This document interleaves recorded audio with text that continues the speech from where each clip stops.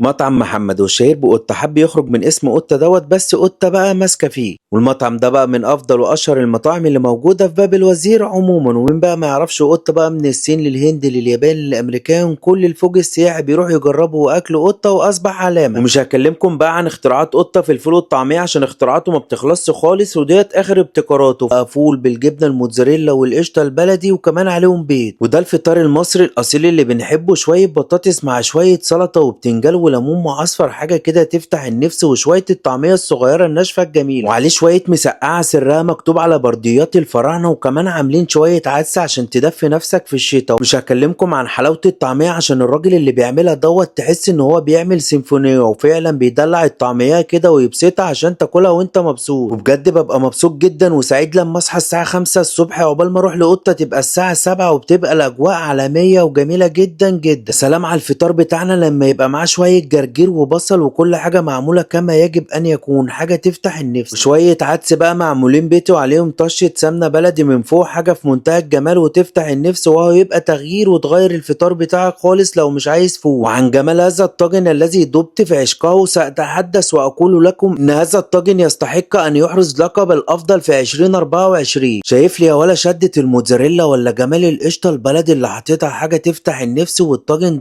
يا جدعان جمدان قوي. وما تنساش تبلع بشوية السلطة ولا البصل، وما كترش بصل عشان ما تنامش وانت قاعد عشان لسه صاحيين. شوية عيش متحمص كده مع شوية عدس مع بصل مع طاجن فول معمول كما يجب ان يكون، مع شوية مخللات وسلطات وطعمية مظبوطة. فانا مبسوط قوي. وهنا بقى كانت التجربة بتاعتي اتلخبطت على بعض وما بقتش عارف ادوق ايه ولا ايه او اخش ايه او اقول لكم انا بنقل تجربتي يا جدعان. وبدات اضرب ميكس على بعض، فول مع بابا غنوج مع عدس مع طعمية. صدقني مفيش اجمل من ان انت تصحى الصبح بدري انت واصحابك وتاخدوا الشله كده وتروحوا مكان جميل قوي بيقدم فطار وتبسط نفسك بحاجات بسيطه خالص. حرفيا يا جدعان انا اتبسطت جدا بالتجربه ديت، ومطعم قطه يستحق التجربه. بصوا احنا جينا احنا ومرزوق عند قطه عشان نروق على حالنا، هي تاكل جرجير وانا اكل احلى شويه فول. انا اسمي محمد، شهرتي قطه.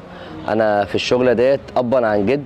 احنا اول مطعم فتح في الدرب الاحمر 1947، واتعلمت المهنه ديت من والدي وبتقن فيها، والحمد لله اتعرفت واتشهرت باسم قطه، وبقى يجي لي ناس من بره وسياح والحمد لله يعني انا بتقن في عملي. وان شاء الله انا عايزكم تيجوا تنورونا، وبقدم حاجه كويسه وان شاء الله تتبسطوا عندنا وفي المنطقه السياحيه ديت.